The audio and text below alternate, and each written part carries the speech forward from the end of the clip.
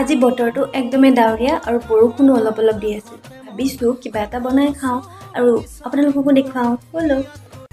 আজি যি বনাবলৈ গৈ আছোঁ সকলোৱে জানে বনাব, কিন্তু মই মোৰ ষ্টাইলত কেনেকৈ বনাওঁ সেইটোহে দেখুৱাই আছোঁ।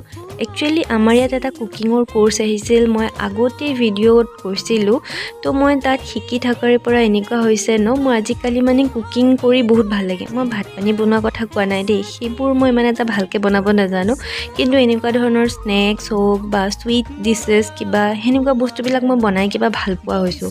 তাকেই মই ডেইলি কিবা নহয় কিবা বনাই যোৱা হৈছোঁ আৰু আপোনালোককো দেখুৱাই যাওঁ। তো আপোনালোকে চাইতো বুজি পাইছেই চাগে কি ঢালিছোঁ, আৰু এনেকেই চিম্পলকৈ বনালোঁ আৰু খাই ভাল লাগে।